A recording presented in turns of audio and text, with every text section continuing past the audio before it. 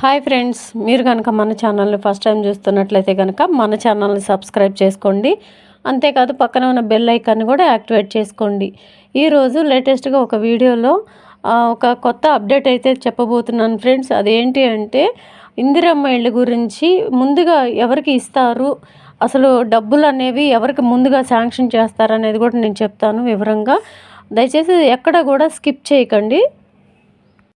ఇందిరమ్మ ఇళ్ళకి అప్లికేషన్ పెట్టుకున్న ప్రతి ఒక్కళ్ళకి ముందైతే స్థలం ఉన్న వాళ్ళకే ఇస్తారంటండి. అంటే స్థలము ప్లస్ డబ్బులు కావాలంటే మాత్రం అది సెకండ్ ట్రిప్లో ఇస్తారంట. ముందైతే స్థలం ఉండి సొంత స్థలం ఎవరికైతే ఉందో వాళ్ళు ఇల్లు కట్టుకోవడానికి ఎవరైతే పర్మిషన్ కోసం డబ్బులు అడుగుతున్నారో అప్లికేషన్ ద్వారా వాళ్ళకైతే శాంక్షన్ చేస్తారంటండి. ముందు సొంత జాగా ఉన్న వాళ్ళకి మాత్రమే డబ్బులు ఇచ్చి ఆ తర్వాత స్థలాలు ఇచ్చి డబ్బులు ఇచ్చే ప్రాసెస్ అయితే తర్వాత స్టార్ట్ చేస్తారంటండి. ముందైతే ఎవరికైతే జాగా ఉందో వాళ్ళు ఇల్లు కట్టుకోవడానికి పర్మిషన్ కింద 5 లక్షల రూపాయలు అయితే వాళ్ళకి శాంక్షన్ చేయబోతున్నారంట. రేపు తర్వాత ట్రిప్పులో ఎవరికైతే స్థలము ప్లస్ డబ్బులు కావాలో వారికైతే సెకండ్ ట్రిప్లో ఇస్తారంటండి అవకాశం. ఫస్ట్ అవకాశం అయితే మాత్రం స్థలం ఆల్రెడీ ఉన్న వాళ్ళకి డబ్బులు శాంక్షన్ చేయడానికే పర్మిషన్ వస్తుందంటండి ఈ ట్రిప్పులో అయితే మాత్రం.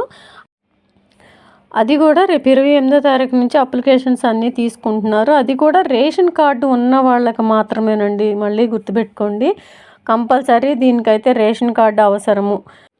ఎందుకు అంటే కంపల్సరీగా బిలో పవర్టీ ఉన్న వాళ్ళకే బీపీఎల్ కార్డు ఉన్న వాళ్ళకే ఏనండి శాంక్షన్ చేసేది, లేని వాళ్ళకే. కాబట్టి ముందుగా ఈ స్థలం ఉన్న వాళ్ళకి మాత్రమే డబ్బులు ఇచ్చి ఇల్లు కట్టుకోవడానికి పర్మిషన్ ఇస్తారంటండి. తర్వాత మాత్రమే స్థలము ప్లస్ డబ్బులు ఇచ్చే కార్యక్రమం స్టార్ట్ చేస్తారంట. చాలా ఎక్కువ శాతం స్థలం లేని వాళ్ళే ఉంటారండి. ఎందుకంటే డబుల్ బెడ్రూమ్ ఫ్లాట్స్కి అప్లికేషన్లు వచ్చిన దాన్ని బట్టే అర్థమవుతుంది. కానీ ఈ ట్రిప్లో వారికైతే అవకాశం లేదండి. నెక్స్ట్ ట్రిప్లో అవకాశం తప్పనిసరిగా ఇస్తారంట. ముందైతే మిగతా పథకాలకైతే రేపు 28వ తారీఖు నుంచి అన్నీ కూడా స్టార్ట్ చేస్తారంట. అది స్టార్ట్ చేసిన తర్వాత వెరిఫై చేసి వెంటనే కూడా అప్లికేషన్లు వచ్చిన వెంటనే ఒక 2 మంత్స్ లోపలే కంపల్సరీగా శాంక్షన్ చేసేస్తారంట. అర్హులందరినీ గుర్తించి వెంటనే శాంక్షన్ చేసేస్తారంటండి పథకాలన్నీ కూడా.